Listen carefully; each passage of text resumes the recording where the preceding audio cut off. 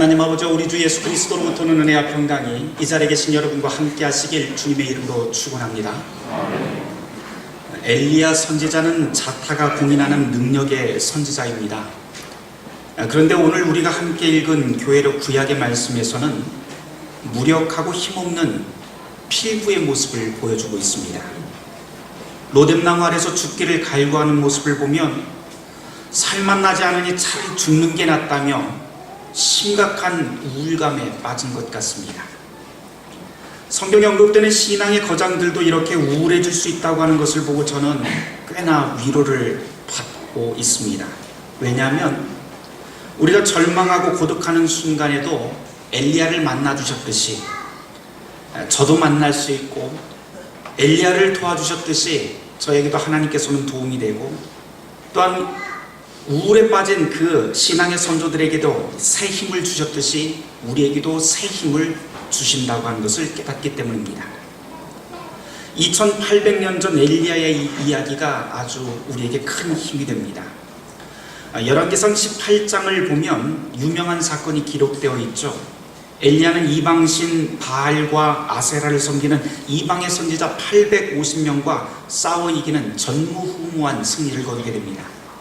그것도 단순히 말싸움으로 이긴 것이 아니고 하늘에 불을 내리게도 하고 비도 내리게 하는 기적을 뿌립니다. 이 정도 되면 무서울 것 없이 천하를 호령하면서 떵떵거리고 목에 힘주고 살 것 같은데, 열왕기상 19장으로 넘어가자마자 상황은 곧바로 역전이 됩니다. 왕비 이세벨이 엘리야를 죽이겠다고 위협을 하죠. 그러자 그토록 카리스마 넘치던 엘리야의 모습은 온데간데 없습니다. 광야로 도망치고 로뎀나무 아래에서 널브러진 그 모습은 그저 두려움과 낙심 그리고 무력함만이 우리에게 보일 뿐입니다. 세상이 끝난 듯 엘리야는 지금 인생을 포기했습니다. 엘리야의 이런 처지를 한번 잘 생각해 보시길 바랍니다. 어제까지만 해도 산 위에서 850명의 이방 선지자를 잡아 죽여라 라고 하는 호령 한마디에 그 자리에 있던 모든 군중들을 움직일 수 있었던 사람입니다. 그런데 하루아침에 꼴이 말이 아닙니다. 그리고 그 옆엔, 엘리야 옆엔 아무도 남아있지 않습니다. 사실 이것은 우리의 이야기입니다. 큰일 당해보신 분들이 다 공통적으로 하는 말이 있습니다. 야, 큰일 당해보니까 예전에 몰랐던 적군이 누구인지 아군이 누구인지 내가 확실하게 알게 되었다 하는 말입니다. 어제까지 입안에 사탕처럼 굴던 사람이 내가 일을 당하자마자 하루아침에 딴 사람이 되어버리기도 하고, 반대로 의외의 인물이 다가와서 나에게 손을 내밀고 따뜻하게 돕는 경우를 우리는 만납니다. 그래서 어쩌면 우리에게 닥친 그 인생의 굴곡이라고 하는 것은 이렇게 내 주변을 정리할 수 있는 일종의 필터링 사건이라고도 할 수 있습니다. 다시 이 엘리야의 이야기로 한번 돌아가 볼까요? 엘리야 역시 이렇게 암담한 상황 가운데 놓여 있는데 그 옆에 지금 도울 사람이 한 사람도 남아있지 않습니다. 마땅히 자기 몸을 피할 곳도 없습니다. 세상을 뒤엎을 수 있었던 그 깡다구도 기적을 부르는 능력이 있어도 이제는 다 필요 없게 되어버렸습니다. 아무도 남아있지 않습니다. 하소연이라도 들어줄 사람이 곁에 한 명도 없다는 것처럼 참 비참한 경우인 것 같습니다. 그러나 엘리야의 이야기는 이 비참함 가운데서 그냥 끝나지 않습니다. 이렇게 심각한 우울 상태에 빠진 그에게 하나님의 천사가 다가와서 어루만지고 먹을 것을 주고 일어나 걷게 만듭니다. 이 대목을 가만 보면 고난 가운데 참 복음이 있구나 하는 것을 다시 깨닫게 됩니다. 오직 하나님만이 우리의 도움이시다 라고 하는 복음의 메시지입니다. 내가 가진 능력 또는 내가 가지고 있는 인맥, 나를 따르고 있는 사람이 아니라 오직 하나님만이 우리의 도움이시다 라고 하는 것을 이 사건을 통해서 엿보게 됩니다. 엘리야는 그렇게 힘을 얻고 40일을 걸어 하나님의 산 호렙에 들어가죠. 그리고 동굴에 들어가서 하나님을 만나길 기다렸고, 하나님께서 나타나서 엘리야에게 말씀하시는 장면이 오늘 우리가 읽은 구약의 말씀입니다. 우리 성경을 한번 찾아서 보려고 해요.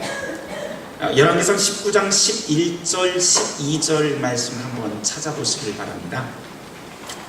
열왕기상 19장 11절 12절 말씀을 우리 한 목소리로 같이 읽어보겠습니다.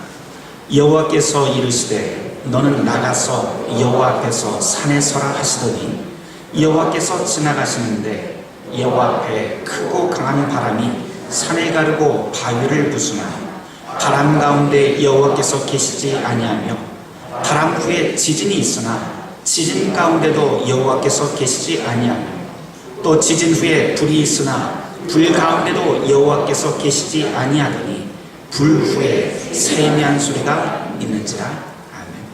엘리야 앞에 지금 강한 바람, 지진, 불이 지나갑니다. 그러나 그곳에서 하나님을 만나지 못하죠. 그러나 엄청나게 요란한 것들이 다 지나고 난 다음에야 하나님은 세미한 음성 가운데 나타나십니다. 그 세미한 소리가 낙심한 엘리야를 일으켜 세웁니다. 이 세미한 소리라고 하는 이 단어에 우리가 좀 주목해야 될 필요가 있습니다. 여기 나와 있는 이 세미한 소리라고 하는 것은 사실은 어떤 소리가 나는 상태를 뜻하지 않습니다. 실제로는 아무 소리가 없고 고요하고 정막이 흐르는 상태를 뜻합니다. 그런데 엘리야는 이런 정막, 고요, 침묵 한가운데서 하나님의 음성을 듣고 새로운 소명을 듣게 됩니다. 우리를 한번 돌아볼까요? 우리는 고요함과 침묵보다는 차라리 통성기도가 더 익숙합니다. 번쩍번쩍하는 것, 요란스러운 것에 오히려 더 익숙합니다. 광풍이 휘몰아치듯 찬송하고 지진이 일어날 듯 기도해야 되고 그렇게 해야만 하나님을 만날 줄 알고 그렇게 행동합니다. 그렇게 불로 해야만 뭔가 우리 속에 채워지는 것 같아서 그런 것들을 좋아합니다. 그러나 하나님은 그런 요란함 속에 그 안에서 만날 수 없습니다. 하나님이 우주 만물을 움직이시는 모습을 한번 유심히 한번 살펴보시기 바랍니다. 하나님은 만물을 창조하시고 그 만물을 아주 조용하게 움직이십니다. 우리 태양계도 역시 하나님의 손길에 의해서 움직이고 있죠. 그런데 어떻게 움직이고 계십니까? 나팔 불고 꽹가리치고 소란스럽게 깜짝깜짝 우리를 놀래키면서 세상을 움직입니까? 아니요, 그렇지 않습니다. 하나님은 온 우주를 아주 조용하게 움직이십니다. 자동차를 시속 100km 이상으로 막 도로를 달리면 굉장히 빠르고 어떤 때는 두렵기까지 할 때가 있습니다. 그런데 여러분, 지구가 움직이고 있는 이 자전의 속도가 얼마인지 알고 계시는지요? 이 자전 속도가 시속 1670km 이상이 됩니다. 지구가 공전 속도는 더 빠릅니다. 공전 속도는 시속 108,000km입니다. 100km의 그 자동차에 타도 우리는 그 두려움을 느끼는데 이 지구는 훨씬 더 빠른 속도로 움직입니다. 무시무시한 속도입니다. 그러나 그렇게 무서운 속도로 지구는 움직이고 있지만 우리는 그 속도를 체감하지 못합니다. 그러나 분명한 것은 우리가 속도를 체감하지 못하더라도 지구는 여전히 엄청난 속도로 움직이고 있다고 하는 사실입니다. 하나님이 일하시는 방법도 이와 같습니다. 우리에게는 아무 소리가 들리지 않는 것 같지만 실은 그 고요함과 침묵 속에서 하나님은 거대한 울림으로 저와 여러분을 부르고 계십니다. 이렇듯 하나님은 우리의 가장 가까운 곳에서 고요함 가운데 여전히 일하고 계십니다. 우리 교회 예배 이야기 하나 할까요? 다른 교회 다니시던 분들이 저희 교회 예배에 참석하고 난 다음에 하시는 이야기를 들어보면 야, 여기 중앙부터교회 가봤더니 참 낯선 예배 형식들이 참 많구나 하는 것을 듣게 됩니다. 여러 순서들이 낯설지만 어쩌면 그 중에서도 우리 교회 교인들마저도 참 낯설어하는 시간이 하나 있습니다. 무엇인지 아세요?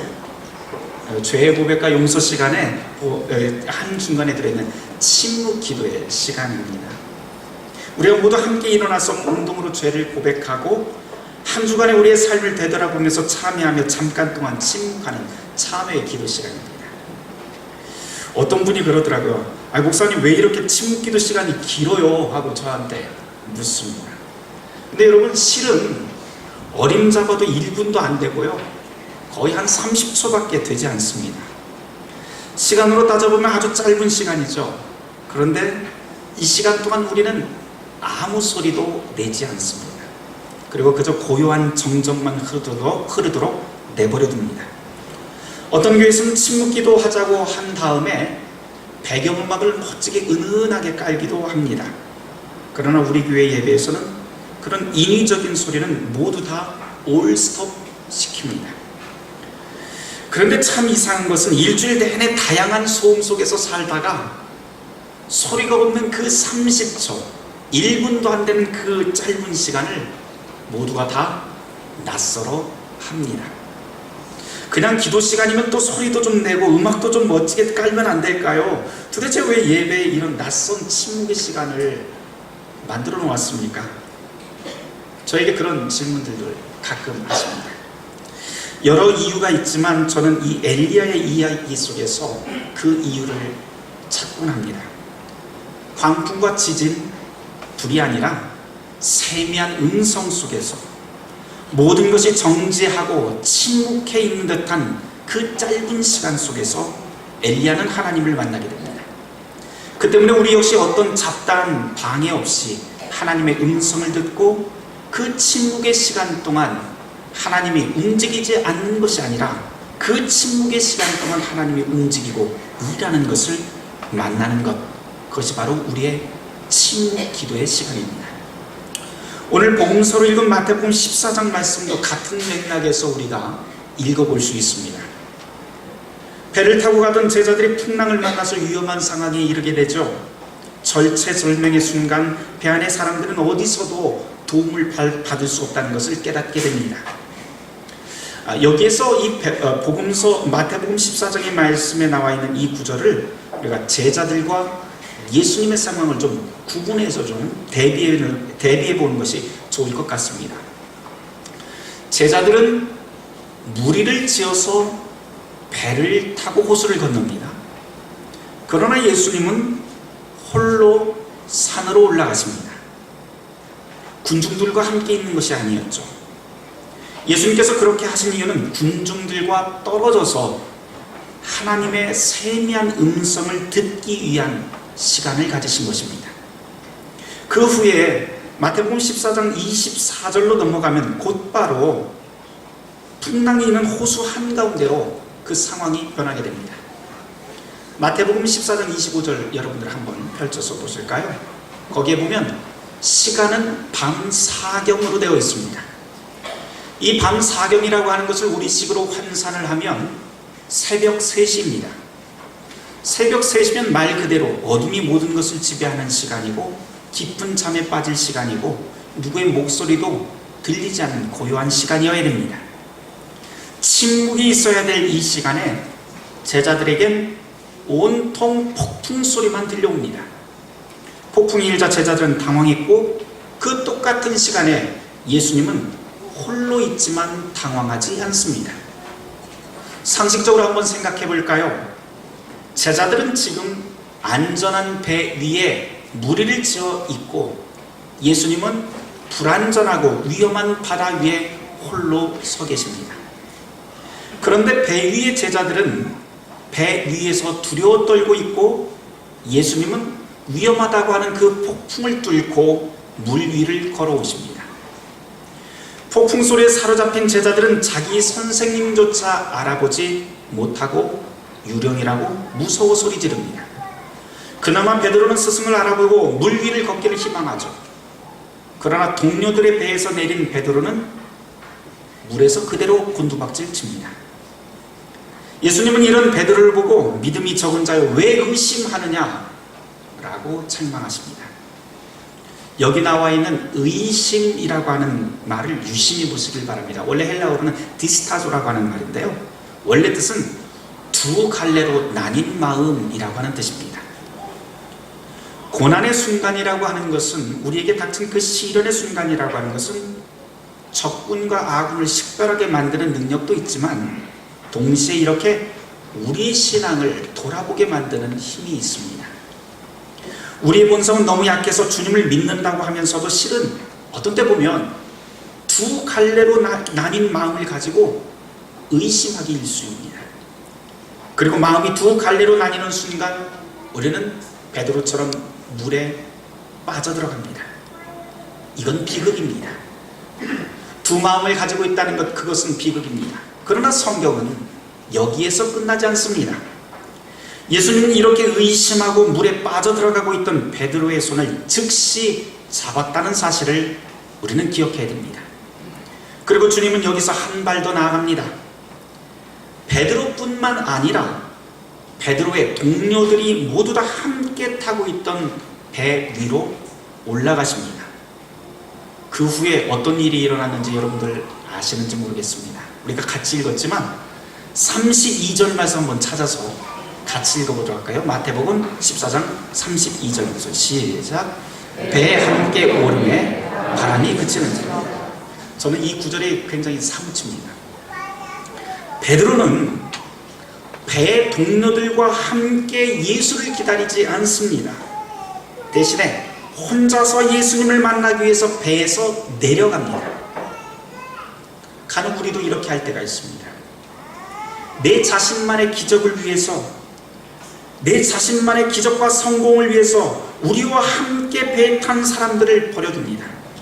심지어 내 성공을 위해서라면 동료의 희생도 역시 아랑곳하지 않습니다. 그저 내가 은혜 받고 내 소원의 응답만 받으면 된다는 식이죠. 그러나 그런 혼자만의 신앙은 고작해야 물에 빠지는 신앙입니다. 이것을 복음서 본문이 지금 우리에게 가르쳐 줍니다. 그래서 우리가 꼭 기억해야 될 것이 있습니다. 바람이 언제 잔잔해집니까?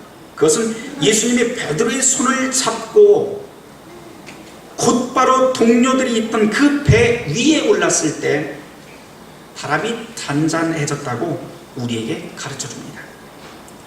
주님이 우리를 향해 원하시는 참 신앙의 삶이라고 하는 것은 바로 이런 것이죠. 나 혼자 잘 먹고 잘 되는 것, 그리고 나 혼자 은혜 받고 기적을 체험하는 삶이 아니라 성경이 가르치고 있는 신앙의 삶이라고 하는 것은 우리의 경험이 공유되고 서로가 서로에게 기댈 기회를 나눠주고 폭풍 속에서 서로의 손을 잡아주고 힘이 되어주는 삶이 신앙인의 삶입니다. 그때야 비로소 폭풍은 잠잠해집니다. 여기 있는 우리 모두는 다 하나님의 자비하심과 도움을 바라며 이 자리에 나왔죠. 주님께서는 분명히 저와 여러분에게 그런 소원에 응답하실 수 있습니다. 아니, 심지어 우리가 기도하지 않더라도, 소원하지 않더라도 주님은 능히 그렇게 도우실 능력이 있는 분입니다.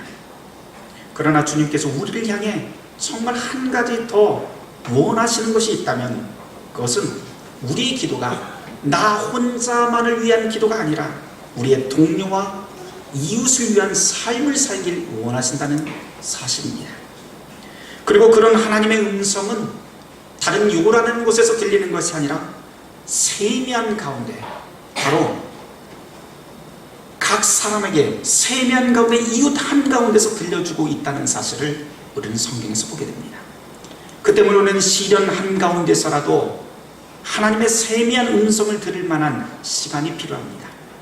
그리고 그 속에서 주어지는 하나님의 명령은 혼자만의 신앙이 아니라 가깝게는 내 아내와 남편, 그리고 교회 공동체의 경험을 공유하는 것으로부터 시작해서 더 나아가서는 우리의 동료, 그리고 시민사회의 일원으로서 이웃들이 기댈 기회와 살아갈 힘이 되어주라고 하는 그것이 바로 주님이 우리에게 들려주시는 세미한 음성입니다. 우선 가장 가까운 곳에서부터 여러분, 주님의 세미한 음성을 들어보시길 바랍니다. 여러분의 가정에서부터 시작하시길 바랍니다. 왜냐하면 하나님은 그렇게 우리의 가장 가까운 이웃의 세미한 음성 한가운데 살고 계시기 때문입니다. 그렇게 간단히 말해서 그리스도인이 된다는 것은 이웃 안에서 들리는 하나님의 세미한 음성을 듣고 내가 바로 이웃의 비빌 언덕이 되는 삶이라고 할 수 있습니다. 사랑하는 성도 여러분, 저와 여러분은 이미 하나님의 자녀 그리스도인으로 부름받았습니다. 그렇다면 이웃 한가운데 계시는 하나님의 목소리를 듣고 여러분 자신이 이웃의 비빌 언덕이 되시길 바랍니다. 주님께서는 저와 여러분이 폭풍 가운데 있을지라도 세미한 음성으로 만나주시고 그리고 새 힘을 우리에게 불어넣어 주실 것입니다. 모든 지각에 뛰어난 하나님의 평강이 그리스도 예수 안에서 너희의 마음과 생각을 지키시리라. 아멘.